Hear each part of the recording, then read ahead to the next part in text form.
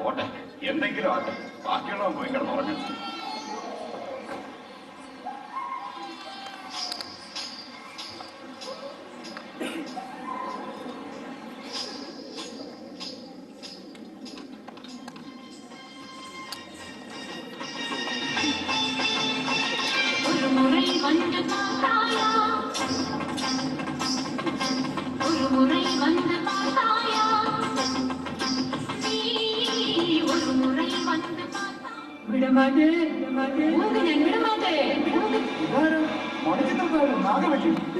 ഓർമ്മയുണ്ടോ ഈ മുഖം?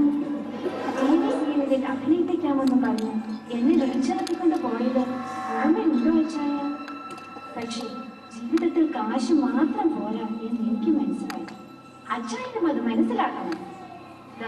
അങ്ങോട്ടൊന്ന് നോക്കിക്കേ, കാശില്ലെങ്കിലും ആ കൊച്ചു വീട്ടിൽ നിന്റെ കാര്യസ്ഥൻ കൊച്ചു വരുന്നത് എത്ര സന്തോഷത്തിലാണ് ജീവിക്കുന്നതെന്ന്. മക്കളെ വാ, അപ്പച്ചൻ്റെ കൂടി ചോറുണ്ട് കൂടി ടോമി കിട്ടാൻ ഇങ്ങോട്ട് വാ മോനെ. മോൻ ഇന്ന് അപ്പച്ചൻ ചോറ് മക്കളെ. നമുക്കിന്ന് നക്ഷത്രം തൂക്കണം, പാതിരാ കുർബാനയ്ക്കും പോകണം. ഇന്ന് ക്രിസ്മസ് അല്ലേ? അടുത്ത വർഷത്തെ ക്രിസ്മസിന് നമുക്ക് ഒരുമിച്ച് ഇതൊക്കെ ചെയ്യാൻ പറ്റുമോ ആവോ? മോനെ, അടുത്ത വർഷം നീ ചിലപ്പം മാലഹമാരുടെ സ്വർഗത്തിലായിരിക്കും. എന്നാ പറയാനാ മക്കളെ, അപ്പത്തിന് കാശില്ലെന്ന് പോയതാ മോനെ. ഈ അപ്പത്തിനോട് ക്ഷമി. എന്നാലും കഷ്ടമായി പോയി. ഏത് കണ്ണിച്ചറിയില്ലാത്തവരാ ആ കൊച്ചിന്റെ ഓപ്പറേഷന് പൈസ കൊടുക്കാത്തത്? നീ ആലോചിച്ചു നോക്കൂ, ചെയ്യാൻ പറ്റുമായിരുന്ന നല്ല കാര്യങ്ങൾ നീ ചെയ്യാതെ പോയി. അതുകൊണ്ട് ഒരു കുഞ്ഞിന്റെ ജീവൻ തന്നെ അപകടത്തിലായല്ലോ. നാശങ്ങൾ. അല്ലേ ഞാനെന്തിനാ വല്ലവന്റെ കൊച്ചിന്റെ കാര്യം അന്വേഷിക്കുന്നത്? ഒന്ന് ഉറങ്ങാനും സമ്മതിക്കുകയല്ല.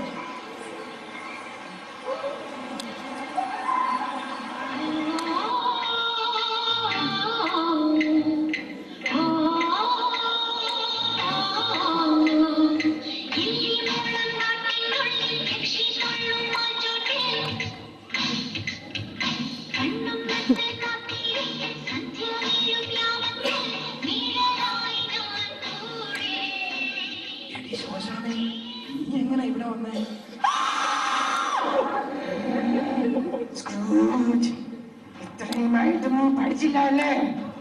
ഞാനാരാണെന്ന് നിനക്കറിയാമോ? ഞാനാണ് ഗോസ്റ്റ് ഓഫ് ക്രിസ്മസ് ഫ്യൂച്ചർ. നീ ഒന്നോർത്തോ, നീയും ഒരു ദിവസം മരിക്കും. ദേ അങ്ങോട്ട് നോക്കിക്കേ, അതാണല്ലോ നിന്റെ ശവമടക്കം.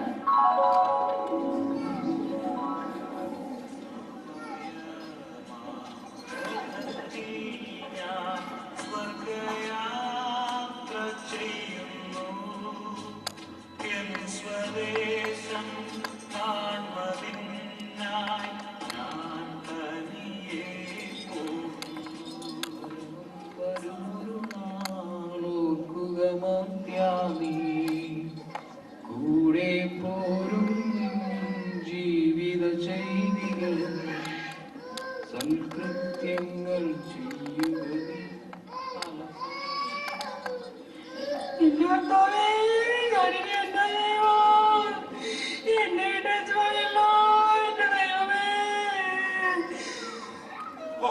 എങ്ങനെ ജീവിച്ച മനുഷ്യനാ പൂജ?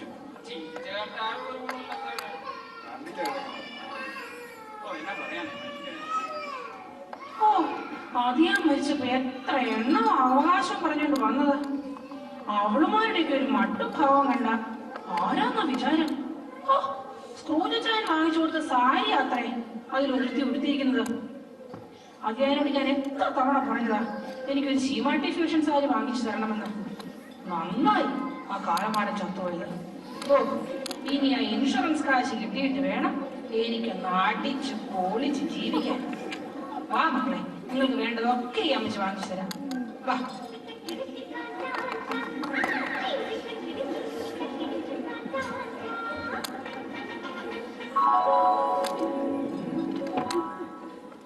എന്നാലും എന്റെ അമ്മച്ചി എന്നെ എങ്ങനെ വളർത്തിയതാ?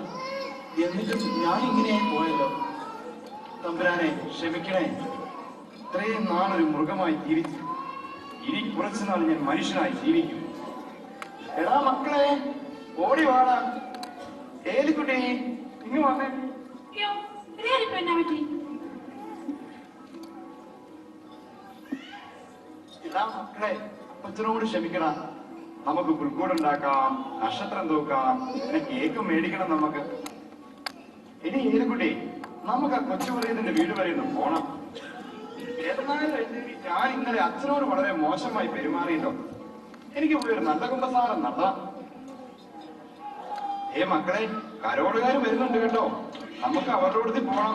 അതിനുശേഷം പാതിരാക്കുവാണെങ്കിൽ പോണം നമുക്ക്.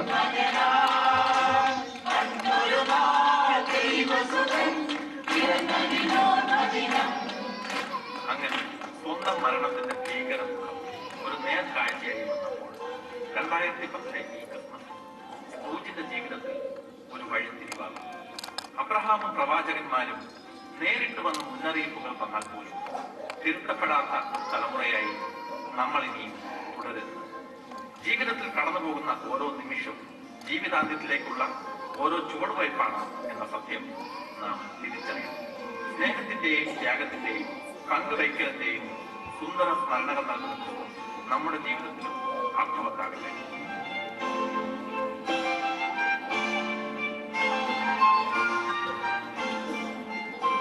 അരങ്ങിലും അണിയറയിലും പ്രവർത്തിച്ച കലാകാരന്മാരെ ഞങ്ങൾ പരിചയപ്പെടുന്നു.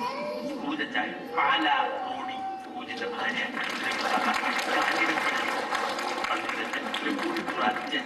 വേലക്കാരി, ഉള്ളകം, രശ്മി,